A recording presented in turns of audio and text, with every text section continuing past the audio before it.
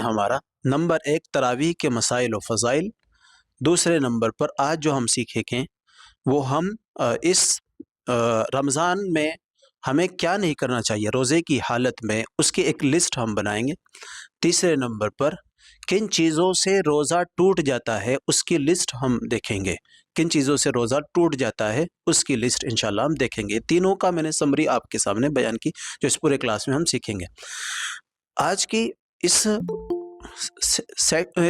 Class میں سب سے پہلے رمضان میں جو ہم ایک عبادت کا ہمارا ایک ردم بنتا ہے، ایک ترتیب بنتی ہے کہ ہم صبح اٹھتے ہیں تو سحری ہے، سحری کے بعد فوراً فجر کی نماز ہے، فجر کی نماز کے بعد ہم سورہ یاسین شریف کی تلاوت کرتے ہیں، سورہ یاسین شریف کی تلاوت کرنے کے بعد ہم اپنی عبادات کرتے ہیں اور نماز اشراق وغیرہ پڑھ کر پھر ہم آرام کرتے ہیں، اور آرام کرنے کے بعد اپنے کاموں پر لگ جاتے ہیں۔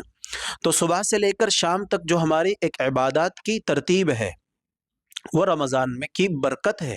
رمضان میں اللہ نے جو عبادت کا مہینہ بتایا، یہ اس کی ایک برکت ہے کہ ہم صبح سے اٹھ کر شام سونے تک عبادات میں مشغول رہتے ہیں۔ تو انہی عبادتوں میں سے رمضان کی اس روحانی ماحول میں، اس عبادتوں کے سیزن میں ایک جب کہ ہم دن کو روزہ رکھتے ہیں، رات میں ہم اللہ کی عبادت کرتے ہیں، صبح میں ہم قرآن کی تلاوت وغیرہ وغیرہ عبادت کرتے ہیں، ان میں سے ایک خاص عبادت ہے جس کو تراویح کہا جاتا ہے۔ آج کل ایک عجیب بحث ہماری کمیونٹی میں چھڑ گئی ہے کہ جو لوگ نہیں بھی جانتے وہ بھی اس پر بحث کر رہے ہیں، جو جانتے ہیں پہلے سے پڑھ رہے تھے وہ بھی اس پر بحث کر رہے ہیں کہ جی یہ بتائیں تراویح کی نماز 20 رکعت ہے تو کہاں سے ہے، 20 رکعت ہے تو کیسے ہے، 20 رکعت کیوں ہے؟ جیسے ایک امام صاحب بائک سے بہت تیز جا رہے تھے، درمیان میں آپ کو میں ایک چھوٹا سا وہ سناؤں، کل میرے پاس ایک نے کلپ بھیجی کہ یہ دیکھو آپ، تو میں نے وہ دیکھی تو اس میں امام صاحب بائک سے تیز بھاگے جا رہے ہیں، 2 مقتدیوں نے روکا، امام صاحب ایک مسئلہ پوچھنا ہے، تو امام صاحب نے ایک دم ایمرجنسی بریک لگائے اور بتاؤ بھائی کیا مسئلہ پوچھنا ہے؟ کہ امام صاحب آپ یہ بتائیں 8 رکعت تراویح ہو جاتی ہے؟ تو امام صاحب نے کہا بھائی ہاں ہو جاتی ہے 8 رکعت تراویح، تو وہ خوش ہو گئے کہ ہاں جی بھائی 8 رکعت تراویح ہو جاتی، لیکن امام صاحب نے پھر دوسرا جملہ کہا، بھائی 8 رکعت تراویح ہو جاتی ہے لیکن 12 باقی رہ جاتی ہے۔ اب وہ دوبارہ سے پھر اپنا سمو لے کے رہ گئے، یعنی عجیب سی ایک بحث چھڑ گئی کہ جی 8 رکعت تراویح 20 رکعت تراویح کہاں سے ہے، کیسے ہے؟ ہمارے گروپ میں بھی خود مجھ سے پرسنل پر 10 لوگوں نے پوچھ لیا کہ جی 8 رکعت تراویح کیسے ہے؟ دیکھیں جو تراویح کی نماز ہے یہ حضور صلی اللہ علیہ وسلم سے ثابت ہے، اور میں آپ کو ایک رول سمجھاتا ہوں، ایک قاعدہ سمجھاتا ہوں جو ہمارا فقہ کا رول ہے، جو ہماری شریعت کا رول ہے۔ ہماری جو شریعت ڈیپینڈڈ ہے نمبر 1 فرسٹ 1 قرآن پر۔ جب بھی ہمیں کوئی مسئلہ دیکھنا ہوتا ہے تو ڈائریکٹلی ہم فرسٹ آف آل اولاً ہم قرآن پر نظر ڈالتے ہیں۔ اگر کوئی مسئلہ ہمیں قرآن میں مل جائے تو ہمیں نہ حدیث دیکھنے کی ضرورت ہے، نہ ہمیں دوسری کتابوں کو دیکھنے کی ضرورت ہے، ہم نے قرآن دیکھا اور قرآن دیکھنے کے بعد وہ مسئلہ اس مسئلے کو ہم نے ایکسیپٹ کر لیا، قبول کر لیا۔ فار ایگزامپل ایک مثال میں آپ کو دوں، جیسے وضو کا، وضو کے 4 فرائض، وضو کے 4 فرائض کو اگر ہم نے قرآن اور حدیث سے دیکھنا ہو تو سب سے پہلے ہم قرآن کو دیکھیں گے، قرآن میں کوئی آیت اس سے ریلیٹڈ ہے یا نہیں۔ اگر قرآن میں وضو سے ریلیٹڈ کوئی آیا ہو، کوئی آیت موجود ہو، ہمیں حدیث دیکھنے کی ضرورت نہیں، ہمیں کسی عالم سے پوچھنے کی ضرورت نہیں، سب سے پہلے قرآن کو ہم نے دیکھا، یعنی عالم سے پوچھنے کا مطلب یعنی عالم سے یہ کہنے کی ضرورت نہیں جی فلاں کتاب میں دیکھ کر بتاؤ، فلاں کتاب میں دیکھ کر بتاؤ، سب سے پہلے قرآن میں ہم نے دیکھا یا ایھا الذین آمنوا اذا قمتم الی الصلاۃ فاغسلوا وجوہکم وایدیکم الی المرافق وامسحوا برؤوسکم۔ تو یہ ہمیں ایک آیت مل گئی جس سے پتہ چلا کہ وضو میں یہ 4 فرض ہیں جو قرآن کی اس آیت کے اندر بتائے۔ اچھا اگر کوئی مسئلہ ہمیں قرآن کے اندر نہیں ملتا تو پھر ہم وہ مسئلہ حدیث کے اندر ڈھونڈتے ہیں۔ بہت سارے مسائل ایسے ہیں جو قرآن کے اندر نہیں موجود ہیں، وہ ہمیں حدیث سے مل جائیں گے، رسول اللہ صلی اللہ علیہ وسلم کی حدیث کو ہم دیکھیں گے، چاروں جو سیاح ستہ ہے حدیث کی چھ بڑی کتابیں، سیاح ستہ، حدیث کی 6 بڑی کتابیں ہیں جن کے اندر صحیح احادیث ہے۔ صحیح احادیث کا مطلب کیا ہوتا ہے؟ جیسے میں نے اپنے استاد سے حدیث پڑھی، میرے پاس اپنا پورا شجرہ ہے، میں نے اپنے استاد حضرت شیخ الاسلام صاحب دامت برکاتہم سے حدیث کی کتابیں پڑھی، انہوں نے حضرت شیخ زکریا رحمۃ اللہ علیہ سے حدیث کی کتابیں پڑھی، پھر انہوں نے اپنا مائک آف رکھیں گے جی، علما کی آئری سے مائک آن ہے، اس کو ڈسیبل کر دیتے ہیں تاکہ آپ مائک آن نہ کر پائیں کوئی بھی، اٹ از ڈسٹربنگ۔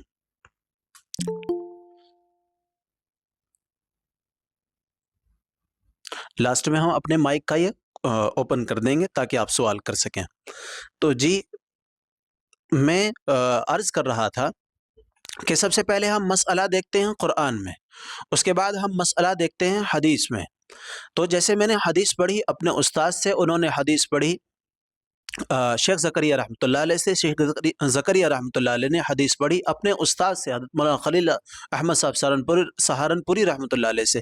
ایسے ہی حدیث کا یہ سلسلہ پہنچتے رسول اللہ صلی اللہ علیہ وسلم تک پہنچا، تو جس میں وہ احادیث جس کے سننے والوں کا پتہ ہو کہ رسول اللہ صلی اللہ علیہ وسلم سے فلاں آدمی نے یہ حدیث سنی اور پھر انہوں نے اس سے سنی، انہوں نے تیسرے آدمی نے سنی، ایسے وہ حدیث ہم تک پہنچی۔ ایسی احادیث کی کتابیں 6 کتابیں جن کو سیاح ستہ کہتے ہیں، حدیث کی یہ ان 6 کتابوں کے اندر صحیح احادیث موجود ہیں، یعنی جو اوتھینٹک حدیث ہے۔ تو ان کتابوں کے اندر ہم وہ مسئلہ دیکھتے ہیں۔ 2 چیزیں ہو گئیں، پہلا تو ہم قرآن کے اندر دیکھتے ہیں یا پھر حدیث کے اندر دیکھتے ہیں۔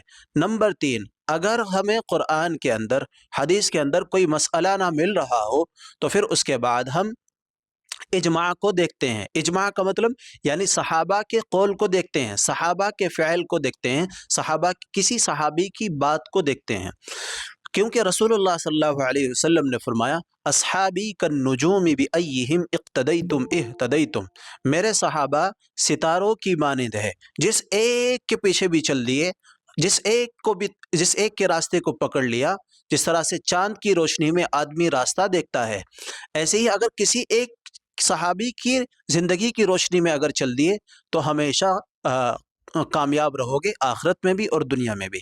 آپ کو یہ 3 باتیں سمجھ میں آئی؟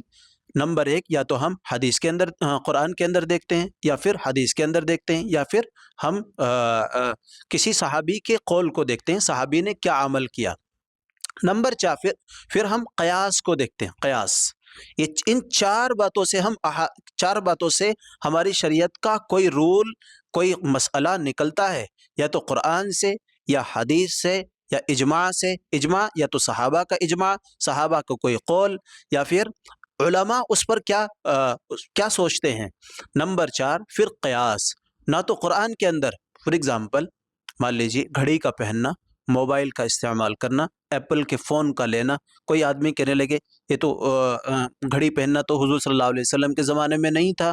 جیسے پچھلے سال ہمارے اوپر ایک آدمی نے اعتراض کیا، آپ جو یہ آن لائن کا آپ نے یہ طبلہ بجایا ہوا ہے، یہ صحابہ نے کیسے واٹس ایپ کے ذریعے سے دین پھیلایا، صحابہ نے کیسے یوٹیوب کے ذریعے سے دین پھیلایا؟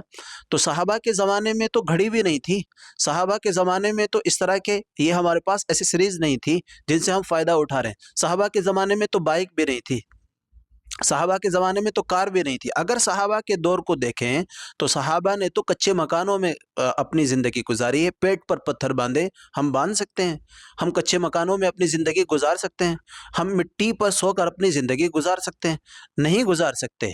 ہمارے پاس یہ جو چیزیں اویلیبل ہیں اس کے ساتھ ہم اپنی زندگی گزاریں گے۔ تو ان چیزوں کا استعمال کرنا تو نہ تو قرآن سے ملے گا، نہ حدیث سے ملے گا، نہ صحابہ کے کسی قول سے ملے گا، یہ ہم قیاس کریں گے۔ قیاس کا مطلب یعنی اگر گھڑی سے ہم نماز کا وقت دیکھ رہے ہیں، گھڑی سے اپنی کلاس کا ٹائم دیکھ رہے ہیں، گھڑی سے ہم اپنے کسی عمل کو، اچھے کام کو کرنے کا وقت دیکھ رہے ہیں، تو یہی گھڑی کا دیکھنا ثواب بن جائے گا۔ اگر کوئی آدمی اسی گھڑی کو دیکھ رہا ہو، اسی فون کا استعمال کسی کے ساتھ اسکیم کرنے کا اس کو استعمال کر رہا ہو کسی کے ساتھ اسکیم کرنے میں، موبائل فون کا یوز کر رہا ہو کسی کے ساتھ فراڈ کرنے میں، تو اسی موبائل فون کا یوز کرنا، اسی موبائل فون کا استعمال کرنا حرام ہو جائے گا، اسی گھڑی کا استعمال کرنا ناجائز ہو جائے گا۔ اگر کوئی آدمی گھڑی میں ٹائم دیکھ رہا ہو کہ بھائی مجھے 10 بجے چوری کرنے کے لیے نکلنا ہے بالکل آن ٹائم، تو اب یہ گھڑی کا دیکھنا اس کے لیے جائز نہیں ہے، اب اس کو گناہ ملا، ایک ایک مومنٹ پر اس کو گناہ ملے گا۔ لیکن اگر کوئی آدمی نماز پڑھنے کے لیے گھڑی کو دیکھ رہا ہو تو اس کے ایک ایک مومنٹ پر اس کا ثواب ملے گا۔ تو یہ چیزیں وہ ہیں جو قیاس سے ہے۔ آئی تھنک یہ زیادہ ڈیپلی باتیں نہیں ہو رہی ہوگی، آپ کو سمجھ میں آ گئی ہوگی، زیادہ ڈیپلی باتیں تو نہیں ہوئی نا۔ یہ کبھی ایسا نہ ہو کہ آپ یہ سمجھے کہ یہ تو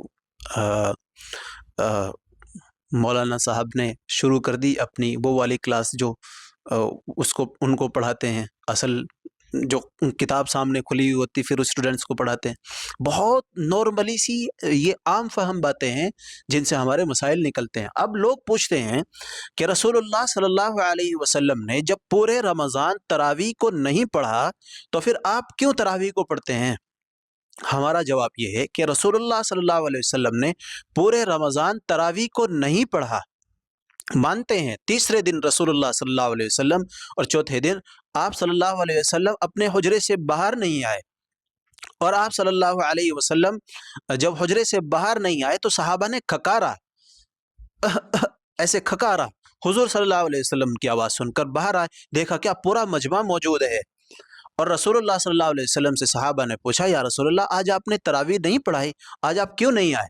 تو آپ صلی اللہ علیہ وسلم نے فرمایا اگر میں حجرے سے باہر آ جاتا آج تراویح پڑھانے کے لیے تو مجھے ڈر تھا جس طرح سے فجر کی نماز ہے، ظہر کی نماز ہے، مغرب اور عشاء کی نماز ہے، عصر کی نماز ہے، ایسے ہی اللہ تعالیٰ تراویح کو فرض نہ کر دیں۔ اگر 20 رکعت تراویح فرض ہو جاتی تو کیسے پڑھتے؟ 2 رکعت ہم سے فجر کی بہت پڑھنا مشکل ہے، 3 رکعت مغرب کی پڑھنا مشکل ہے، جو بالکل شارٹیسٹ نماز ہے وہ ہم سے پڑھنا مشکل ہے، تو 20 رکعت تراویح ہم کیسے پڑھ پاتے اگر فرض ہو جاتی؟ رسول اللہ صلی اللہ علیہ وسلم حجرے سے باہر نہیں آئے۔ تو یہ حضور کا عمل تو ایک اجتہادی عمل تھا، حضور خود شریعت ہے پوری، حضور کے عمل سے شریعت بن رہی ہے، حضور کے عمل سے جو کام اپنی امت کے لیے ہونا ہے وہ سب بن رہے ہیں۔ آپ صلی اللہ علیہ وسلم کا ہر بات، آپ صلی اللہ علیہ وسلم کی ہر بات ہمارے لیے عمل کرنے کے قابل ہے۔ آپ نے جو بتا دیا وہ ماننا پڑے گا، اگر آپ کر دیتے تو ہمیں ماننا پڑتا۔ تو رسول اللہ صلی اللہ علیہ وسلم نے تراویح نہیں پڑھائی، لیکن جب حضرت عمر رضی اللہ تعالیٰ عنہ کا دور خلافت آیا تو حضرت عمر نے دیکھا کہ لوگ مسجد میں نماز پڑھ رہے ہیں، 4 ادھر ہیں، 2 ادھر ہیں، اکیلے اکیلے نماز پڑھ رہے ہیں۔ تو رسول اللہ صلی اللہ علیہ وسلم کے اسی عمل کو نئی شکل دی ہے، عمل اب الگ سے نہیں نکالا حضرت عمر نے۔ حضرت عمر نے کوئی دین میں نئی بات پیدا نہیں کی، حالانکہ اگر وہ کوئی عمل بتا دیتے وہ بھی قابل عمل ہوتا، اس پر بھی ہم عمل کر سکتے تھے، کیونکہ صحابہ کے بارے میں رسول اللہ صلی اللہ علیہ وسلم نے فرمایا جو میرے صحابہ کہہ دیں وہ بھی شریعت کا حصہ ہے، یہ حدیث کے اندر مفہوم ہے، وہ بھی شریعت کا حصہ بن جاتا۔ لیکن حضور صلی اللہ علیہ وسلم کے اسی عمل کو حضرت عمر رضی اللہ تعالیٰ عنہ نے اس کا تجدید کی کہ اگر سارے لوگ ایک ہی امام کی اقتداء میں تراویح پڑھ لیں تو کتنا اچھا ہو۔ تو سب لوگوں کو ایک امام کی اقتداء میں تراویح پڑھی اور پورا قرآن سنایا گیا۔ تو جب حضرت عمر نے کوئی کام کر دیا تو ہمارے لیے کرنا ہمارے لیے ضروری بن گیا۔ اب وہ دلیل کہ حضور صلی اللہ علیہ وسلم نے تو 8 رکعت پڑھی تو 20 رکعت کی کیا دلیلیں ہیں؟ بہت ساری احادیث کے اندر دلیلیں موجود ہیں، اتنی دلیلیں ہیں آدمی پاگل ہو جائے گا سنتے سنتے۔ بس عام فہم بات یہ ہے کہ ہمیں ہمارے علماء نے ہمیں حدیث سے یہ بتا دیا کہ 20 رکعت تراویح ہے اور یہ سنت ہے۔ تراویح کے اندر مکمل قرآن کا پڑھنا مکمل قرآن کا سننا یہ سنت ہے، یا تو مکمل قرآن پڑھے یا مکمل قرآن سنے۔ اور جو لوگ مکمل قرآن نہ سن سکتے ہو، نہ پڑھ سکتے ہو، جیسے ہماری بہنیں جو گھروں کے اندر رہتی ہیں، ہماری عورتیں، تو وہ مکمل تراویح پڑھے پورے رمضان کی، الا یہ کہ کوئی عذر ہو، کوئی بیماری ہو۔ تو تراویح کی نماز اس مہینے میں شہر کتب اللہ علیکم صیاما وسنت لکم قیامہ، اس مہینے کے روزے اللہ تعالیٰ نے ہم پر فرض کیے، یہ ایک حدیث ہے، سنن ابن ماجہ کی حدیث ہے کہ اس مہینے کے روزے اللہ تعالیٰ نے تم پر فرض کیے ہیں، اور رسول اللہ صلی اللہ علیہ وسلم نے فرمایا میں نے اس کے قیام یعنی تراویح کو تمہارے لیے سنت قرار دیا۔ تو پھر اس حدیث کا کیا مطلب ہے؟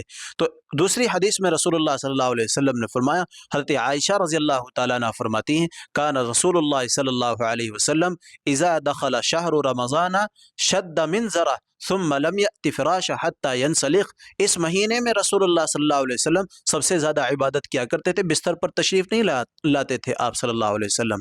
تو یہ ساری عبادات وہ ہیں جو رسول اللہ صلی اللہ علیہ وسلم کیا کرتے تھے۔ تو تراویح کا مطلب یعنی حضور صلی اللہ علیہ وسلم نے جو قیام لیل کیا وہی تراویح ہے۔ ترویہ کے معنی آتے ہیں جو قسطوں قسطوں میں پڑھی جائے، یعنی بیٹھ بیٹھ کر۔ ترویہ کا مطلب یعنی جو نشستوں میں پڑھی جائے، قسطوں قسطوں میں۔ ہم 2 رکعت پڑھتے ہیں، پھر 2 رکعت پہ بیٹھتے ہیں، 4 رکعت کی ایک قسط ہو جاتی ہے، پھر 4 رکعت کی دوسری قسط، پھر 4 رکعت کی دوسری قسط۔ اس طرح سے ہم قسطوں میں تراویح پڑھتے ہیں۔ ترویہ کے معنی آتے ہیں انسٹالمنٹ میں کسی چیز کو کرنا۔ تو ہم یہ تراویح پڑھتے ہیں، اس کا ثبوت حدیث سے ہے، اور صحابہ کے بہت سارے عمل ایسے ہیں جو حضور صلی اللہ علیہ وسلم کے صحابہ نے 20 رکعت تراویح کو پڑھا اور پورے مہینے پڑھا۔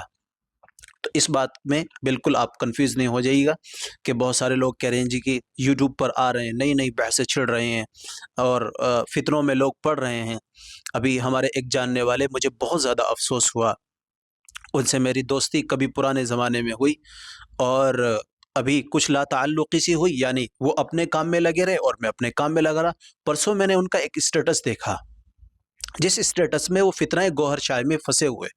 مجھے اس اسٹیٹس سے احساس ہوا کہ وہ فتنہ گوہر شاہی ایک نیا فتنہ مارکیٹ میں آیا ہے۔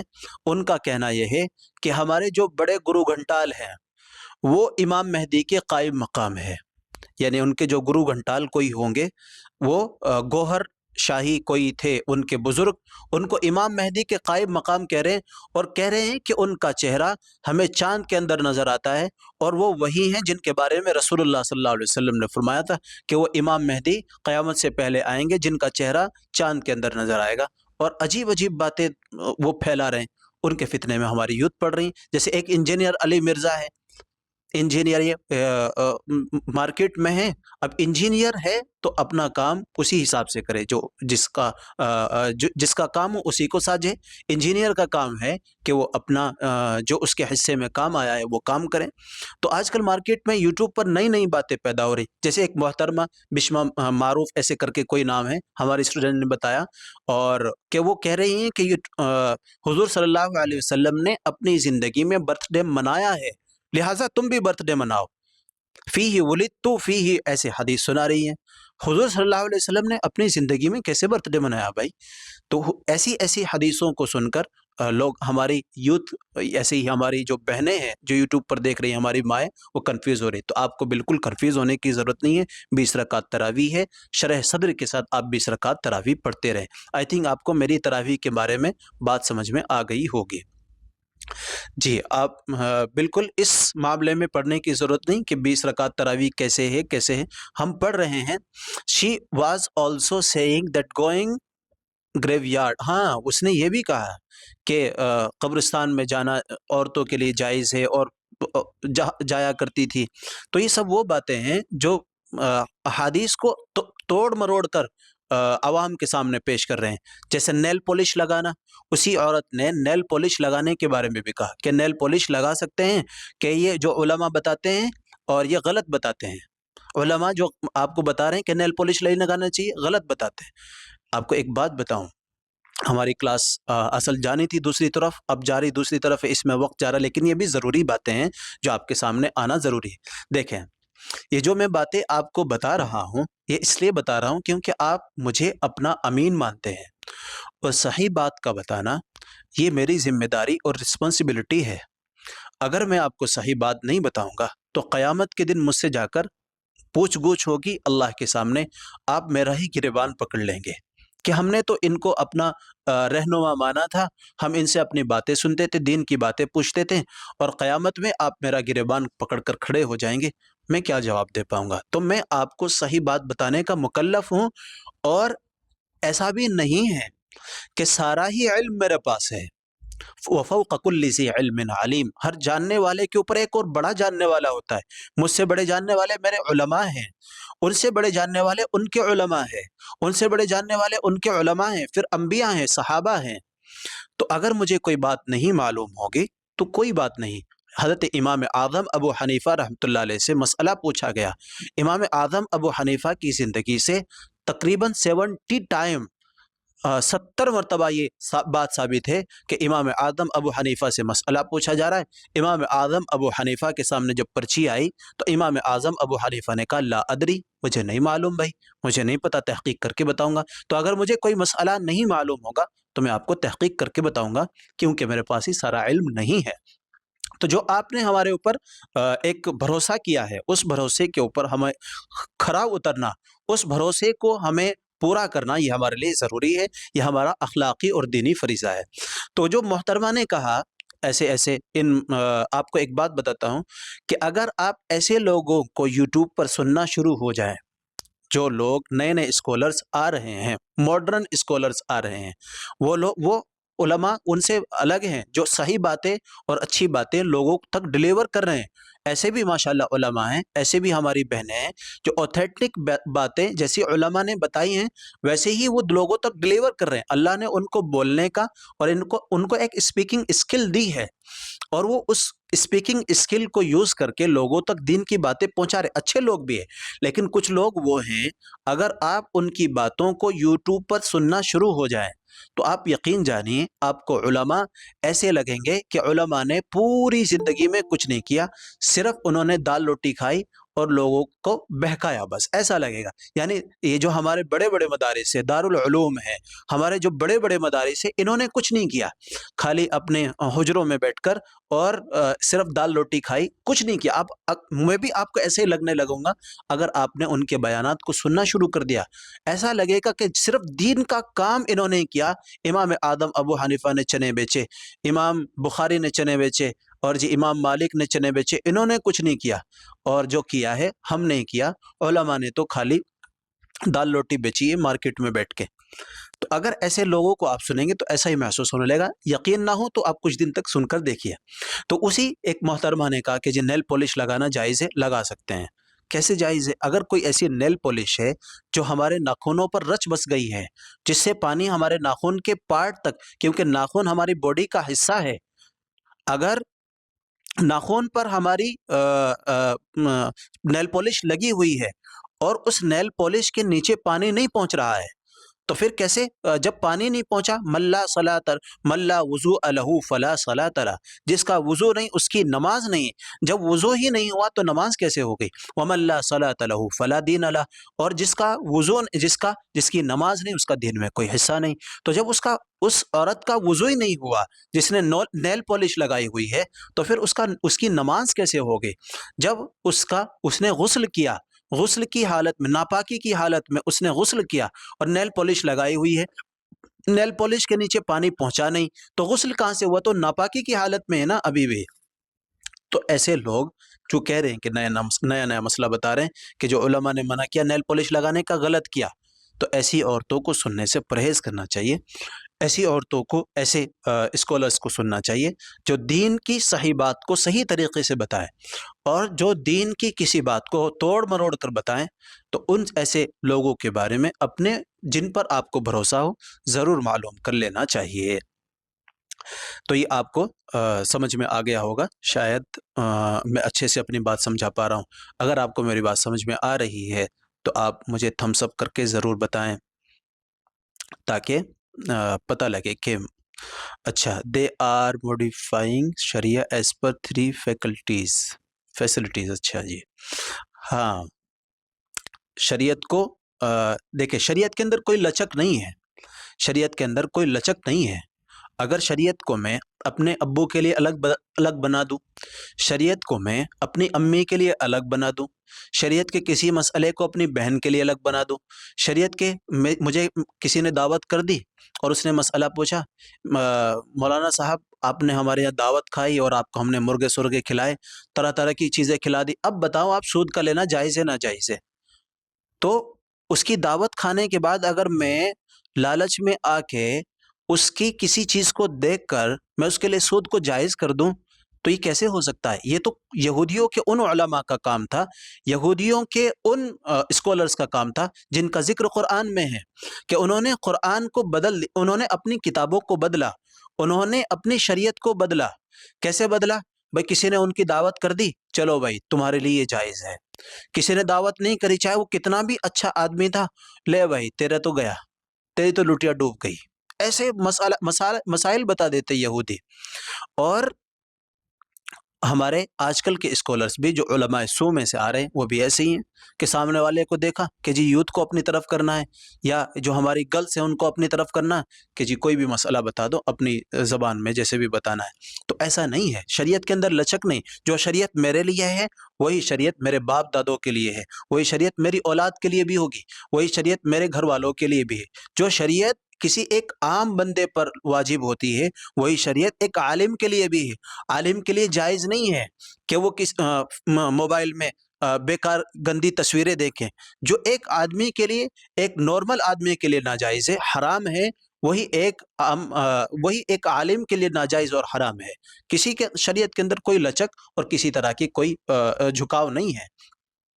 تو خیر یہ تو باتیں وہ ہوئی جو درمیان میں آئی۔ تو یہ جو تراویح کا مسئلہ ہے، تراویح بالکل اسی طرح ہے جس طرح سے رسول اللہ صلی اللہ علیہ وسلم نے بتائی اور صحابہ نے بتائی، اس پر اسی طرح سے عمل کرنا ضروری ہے۔ اب دوسری بات جو میں نے کہا تھا کہ ہم ایک لسٹ بناتے ہیں اور وہ کام، ان کاموں سے ہم بچیں گے انشاءاللہ۔ جس طرح ہم نے ایک عبادت کی لسٹ بنائی اور ایک چارٹ بنایا کہ عبادت ان کو ہم کریں گے، اشراق کی نماز، تہجد کی نماز، صبر و تحمل ہے، ان چیزوں کو ہم کریں گے۔ ایک ہم نے ٹاپ لسٹ عبادت کی ایک چارٹ بنایا تھا۔ آج ہم بناتے ہیں کیا چیزیں ہمیں دوران روزہ نہیں کرنا چاہیے، ڈیورنگ روزہ نہیں کرنا چاہیے، کیونکہ جب ہمیں معلوم ہے، جب ہم روزہ رکھتے ہیں تو بہت ساری حلال چیزوں سے ہم رک جاتے ہیں۔ روزہ رکھا، کھانا کھانا جائز ہے لیکن ہم رک گئے، نہیں کھاتے ہم کھانا۔ روزہ رکھا ہم نے، روزے کی حالت میں ہمارے لیے روزے کی بغیر حالت کے ہمارے لیے جوس پینا، ہمارے لیے کیا بولتے ہیں، بہت ساری چیزیں ایسی ہیں، پانی پینا جائز ہے، لیکن ہم روزے کی حالت میں ان سب چیزوں سے رک گئے۔ ہم روزے کی حالت میں جائز چیزوں سے رک گئے۔ روزہ رکھا اور روزہ رکھنے کی حالت میں جائز چیز کھانا کھانے سے رک گئے، پانی پینے سے رک گئے، لیکن ہم روزے کی حالت میں بہت ساری ایسی چیزیں ہیں جن سے نہیں رکتے، حالانکہ وہ چیزیں حرام ہے۔ مان لیجئے روزے کی حالت میں اور بغیر روزے کے بھی فلم اور ڈراماز کا دیکھنا ناجائز اور حرام ہے، تو ہم روزے کی حالت میں جائز چیز کھانے سے تو رک گئے، روزے کی حالت میں پانی پینے سے تو رک گئے، روزے کی حالت میں ہم جوس وغیرہ پینے سے رک گئے، ساری فروٹس کھانے سے رک گئے جو ہمارے سامنے اویلیبل ہیں، لیکن رکے کس چیز سے نہیں کہ جی ہماری جو پاکستانی ڈراماز ہیں جن کو آج کل دیکھ رہے ہیں، ہماری بہنیں سب بہت زیادہ دیکھ رہی ہیں، آپ تو نہیں دیکھ رہی ہوں گی، پتہ نہیں کیا کیا، کم کم بھاگ گیا، یہ بھاگ گیا، وہ آ گیا، یہ لے گیا، وہ آ گیا، پتہ نہیں کیسے کیسے ڈراماز آ رہے ہیں جو لوگ دیکھ رہے ہیں۔ ہماری ایک اسٹوڈنٹ نے بتایا ایک اسٹوڈنٹ کے بارے میں کہ سر اس نے فلاں ایک ڈرامہ ہے انڈین کم کم بھاگیہ، اس کے 580 ایپیسوڈز دیکھ لیے۔ اللہ، 580 ایپیسوڈز دیکھ کر اس نے ختم کر دیے۔ ایک ایپیسوڈ کم از کم 45 منٹس کا تو ضرور بھی ضرور ہوگا۔ ایسے کتنے گھنٹے بیران کرتی ہے اپنے پورے سال کی زندگی کے۔ جس عمر میں اسکلز کو پیدا کرنا ہے، ہماری بچیوں کے اندر آج کل اسکل نہیں رہی۔ میں اتنا زیادہ، میں بوڑھا بھی نہیں ہوں، نہ میں 40 45 50 سال کا ہوا ہوں۔ جب ہم بچپن میں تھے تو ہم نے دیکھا کہ ہماری جو خاندانی بہنیں تھی، ہماری کزنس تھی، وہ کھاٹ بننا سیکھا کرتی تھی، ہماری کزنس تھی وہ سلائی سیکھا کرتی تھی، ان کو کھانا بنانا بہت اچھا آیا کرتا تھا۔ وہ کھانا ہماری ایک کزن تھی، اس کے ہاتھ میں ایک دفعہ آلو کے چھلکے دیے گئے، آلو کے چھلکوں کو اس نے اتنا شاندار طریقے سے پیش کیا بنا کر، واہ واہ واہ واہ کرتے رہ گئے۔ تو وہ اسکل ہماری بہنوں کے درمیان سے ختم ہو رہی ہے۔ اسکل کیا آ گئی؟ ایک تو جی پاکستانی ڈرامہ یہ دیکھ لیا، وہ دیکھ لیا، یہ اسکل ہے آج کل کے بیس میں۔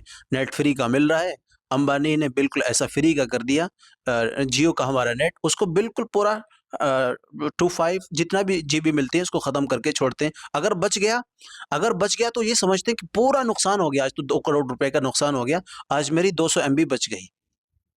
اللہ. تو ان چیزوں سے بچنا ہمارے لیے ضروری ہے. اپنے اسکلز پر دھیان دینا، ہماری بچیوں میں اسکل، ہمارے ایسا نہیں بچیوں میں نہیں، بچوں کے اندر بھی اسکلز کا ہونا ضروری ہے، میرے اندر بھی اسکل کا ہونا ضروری ہے. ایسا نہیں ہے کہ لڑکوں کے اندر کوئی اسکل نہیں، لیکن ہماری بہنوں کے اندر جیسے کھانا بنانے کی اسکل ہے، ایسے ہی سینے پرونے کی اسکل ہے، مہندی کی اسکل ہے. ان سب اسکلز کا ہونا یہ ایک لڑکی کے اندر 4 چاند لگاتی ہے. جس طرح ایک لڑکے کے اندر اسکلز کا اس لڑکے کی خوبصورتی کو بڑھاتا ہے، اس کے ٹیلنٹ کو بڑھاتا ہے، ہمارے بچیوں کے اندر اسکلز کی آج کل فقدان ہے اور عنقہ ہے. ہمارے استاذ کہا کرتے تھے کہ آج کل جو ہمارے اسٹوڈنٹس، ہماری بچیاں، ان کے اندر عنقہ ہے. یہ چیزیں اسکلز، عنقہ مطلب یعنی ایسی چیزیں جو پائی نہیں جا رہی. جیسے کھاٹ بننے کی تو بات دور کی ہے، کھاٹ بنا کرتی تھی، چنگیریاں بنا کرتی تھی، کیونکہ ہم گاؤں کے رہنے والے ہیں. تو اسکلز پر دھیان دینا ضروری ہے. تو یہ چیزیں جو بغیر روزے کے بھی ناجائز اور حرام ہے، روزے کی حالت میں ان ڈراماز کا دیکھنا تو بالکل ناجائز اور حرام ہے ہی. ان سے بالکل بچا جائے. نمبر 2، روزے کی حالت میں ہم جائز چیزوں سے بچ گئے، لیکن بچے کس چیز سے نہیں؟ غیبت سے نہیں بچے. غیبت سے بچنا ہمارے لیے ضروری ہے. کسی کی غیبت سے، جو آدمی کسی کی غیبت کرتا ہے تو ایسا ہے جیسے اپنے مردار بھائی کا گوشت کھانا. لا يدخل الجنت قطات، چغل خور، غیبت کرنے والا جنت میں داخل نہیں ہوگا. صحابہ نے پوچھا یا رسول اللہ چغلی کا کیا مطلب ہے، غیبت کا کیا مطلب ہے؟ تو رسول اللہ صلی اللہ علیہ وسلم نے فرمایا، ایک کی یہاں سے کوئی بات سنی، اس کے پیٹ پیچھے جا کر دوسرے کے پاس اس کی برائی کر دی. تو صحابہ نے پوچھا یا رسول اللہ ام وجد فیہ، اگر وہ چیز اس کے اندر پائی جاتی ہو تو رسول اللہ صلی اللہ علیہ وسلم نے فرمایا تبھی تو غیبت ہے، اگر پائی نہیں گئی پھر تو بہتان ہے. اگر کسی کے اندر کوئی چیز پائی نہیں گئی، کوئی عیب نہیں ہے، کسی کے اندر کوئی برائی نہیں ہے، اور اس برائی کو دوسرے کے سامنے جا کر بتا دیا، تبھی تو غیبت ہے، تبھی تو چغلی ہے.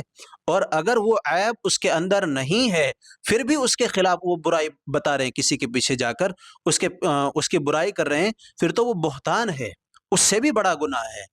تو ایک صحابی رسول اللہ صلی اللہ علیہ وسلم کے پاس آئے اور کہا یا رسول اللہ آج مجھے صبح سے لوٹ ہو رہی ہے اور مجھے خون کی الٹیاں ہو رہی ہے. تو آپ صلی اللہ علیہ وسلم نے ایک برتن منگوایا اور ایک برتن منگوا کر اس میں کہا کہ اس میں الٹی کرو، انگلیاں ڈال کر اس میں الٹی کرو. تو انہوں نے انگلیاں ڈال کر الٹی کی، اور رسول اللہ صلی اللہ علیہ وسلم کے سامنے جب الٹیاں کی، اس میں ان کے الٹی میں سے گوشت کے کچھ پیسز نکلے، گوشت کے لوتھڑے نکلے. تو رسول اللہ صلی اللہ علیہ وسلم نے پوچھا آج تم نے کیا کھایا؟ کہ جی آج تو میں نے کچھ بھی نہیں کھایا، گوشت بھی نہیں کھایا. تو رسول اللہ صلی اللہ علیہ وسلم کی حدیث کا مفہوم ہے، آپ نے فرمایا آج تم نے کسی اپنے مسلمان بھائی کی غیبت کی، اسی کی غیبت کے ٹکڑے یہ تمہارے منہ کے اندر سے نکل رہے ہیں. تو جو قرآن کے اندر کہا گیا کہ اپنے بھائی کی غیبت کرنا ایسا ہے جیسا کہ کسی اپنے مردار بھائی کا گوشت کھانا، تو ان چیزوں سے بچنا ہمارے لیے ضروری ہے. نمبر 3 پر کسی غیر محرم کو دیکھنا. میرے پاس ایک لڑکا آیا، یہ چونکہ آپ سب ہماری بہنیں ہیں اس کو ہم ڈسکس کر رہے ہیں، تو میں یہ حیا کے خلاف نہیں ہے. تو ایک لڑکا میرے پاس آیا اور آنے کے بعد کہنے لگا ہمارے گھر بالکل گھر آ کر ایک دم صبح ہی فجر کی نماز کے بعد کنڈی بجائی اور ایک مسئلہ پوچھنا ہے. میں نے کہا کال کر لیتے کہ میں نے نیا فون لیا ہے اور وہ میرے فون سے آپ کا نمبر نکل گیا تو اس لیے میں گھر ہی آ گیا. میں نے پوچھا بتاؤ کیا مسئلہ ہے؟ تو کہنے لگا وہ میری ایک جاننے والی ہے، ایک کالج کی دوست ہے، کیا میں اس سے روزے کی حالت میں بات کر سکتا ہوں؟ گناہ تو نہیں ہوگا؟ اللہ اکبر! روزے کی حالت میں اپنی اس بندی سے بات کر سکتا ہوں، گناہ تو نہیں ہوگا؟ ارے روزے کی حالت میں ہی نہیں، بغیر روزے کے بھی جائز نہیں ہے، بغیر روزے کے بھی حلال نہیں ہے. اگر بات کرنی ہے تو ایک سور سے نکاح کرو، نکاح کیجئے، پھر پوری رات چھت پر بیٹھ کر اس طرح سے بات کرنا کہ محلے والے پریشان ہو جائے. تو میں نے اس کو یہی کہا کہ بالکل ناجائز اور حرام ہے. کیسے جائز ہے بھائی؟ بالکل ناجائز اور حرام، بالکل روزے کی حالت میں نہیں، بغیر روزے کے بھی جائز نہیں ہے. تو ان چیزوں سے ہمیں احتیاط کرنا، کسی غیر محرم کو دیکھنا اور کسی غیر محرم پر نظر پڑ جائے تو استغفر اللہ استغفر اللہ، یہ مرد کے لیے بھی ہے اور عورت کے لیے بھی ہے۔ جس طرح مردوں کو حکم ہے اپنی نظروں کو جھکانا، عورت کو بھی حکم ہے اپنے آپ کی حفاظت کرنا، اپنے آپ کو جھکانا۔ ایسا نہیں ہے کہ صرف پردہ عورتوں پر ہی ہے، پردہ مردوں پر بھی ہے۔ جس طرح پردہ عورتوں پر ہے ایسے ہی پردہ مردوں پر بھی ہے۔ مردوں کو اپنی نظروں کے جھکانے کا حکم ہے۔ کسی غیر محرم پر نظر پڑ گئی تو ایک مرتبہ معاف ہے، دوسری مرتبہ تو پھر گناہ ہے۔ جیسے ایک دفعہ ایک سفر میں کچھ آدمی جا رہے تھے، اور جاتے جاتے سب نے کہا کہ بھائی کسی غیر محرم پر نظر نہیں پڑنی اس سفر میں، کہیں دکھے تو استغفار کرنا۔ تو سب بس میں بیٹھ گئے، تو جب سب نے مشورہ کر لیا کہیں بھی کوئی دکھے گا تو استغفار کریں گے، کہ کسی غیر محرم پر نظر پڑے گی تو ہم استغفار کریں گے۔ تو سب نے استغفار پڑھ کے بس میں بیٹھے، تو اچانک سے ایک نے بیٹھے بیٹھے کہہ دیا استغفر اللہ استغفر اللہ استغفر اللہ۔ تو سب نے کہا کدھر ہے کدھر ہے کدھر ہے کدھر ہے؟ تو سب پوچھ رہے کدھر ہے، تو یعنی استغفار کے بجائے کدھر ہے پوچھ رہے ہیں۔ تو ہماری نظروں کو جھکانا ہمارے لیے بھی جس طرح عورت کے لیے ہے، مرد کے لیے بھی ہے، مردوں پر بھی پردہ ہے۔ تو تیسری چیز، ہمیں اپنی نظروں کی حفاظت کرنا ضروری ہے۔ نمبر 4 پر اپنی زبان کی حفاظت ضروری ہے۔ کسی کو برا نہ کہیں، کسی کی برائی نہ کریں، یہ ہماری زبان کی حفاظت۔ جب آدمی روزہ رکھتا ہے تو پوری باڈی کا روزہ ہے، زبان کا بھی روزہ کہ بری بات نہ کہیں، کانوں کا روزہ کوئی بری بات نہ سنے، یعنی کوئی جس طرح سے سونگ سننا یا ایسے ہی وغیرہ وغیرہ چیزیں، نہ معلوم کیا کیا چیزیں آ رہی ہیں ان کو سننا۔ آنکھوں کا گناہ یعنی آنکھوں کا روزہ کسی غیر محرم کو نہ دیکھنا، بری جگہ نظر نہ پڑنا۔ پیروں کا گناہ غلط جگہ چل کر نہ جانا۔ ہاتھوں کا گناہ کسی اپنے مسلمان بھائی کو تکلیف نہ پہنچانا، یعنی ہاتھوں کا روزہ ہے کہ بھئی کسی کو تکلیف نہ پہنچے۔ المسلم من سلم المسلمون من لسانہ ویدہ، مسلمان وہ ہے جس کی زبان اور ہاتھ سے دوسرے مسلمان بھائی محفوظ رہیں۔ تو ان کا بھی روزہ ہے، یہ اپنے ہاتھوں کو، اپنے کانوں کو، اپنی زبان کو، اپنے پیروں کو، ان کو صحیح ڈھنگ سے ہم یوٹیلائز کریں۔ آئی تھنک یہ آپ کو چوتھی بات بھی سمجھ میں آ گئی۔ 5 نمبر 5 پر اور کیا نہیں کرنا۔ نمبر 5 پر ہے ناشکری۔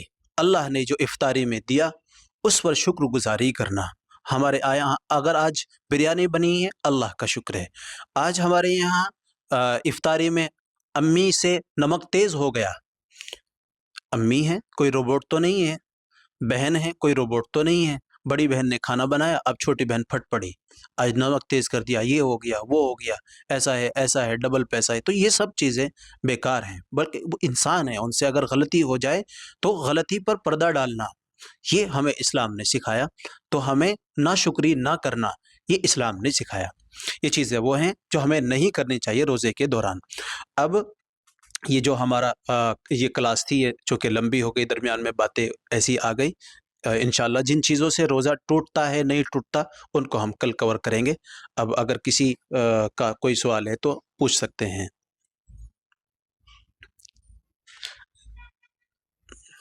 میں مائک کو بھی جی مائک آن کر کے بھی پوچھ سکتے ہیں اور لکھ کر بھی پوچھ سکتے ہیں، کسی کا کوئی سوال ہے تو۔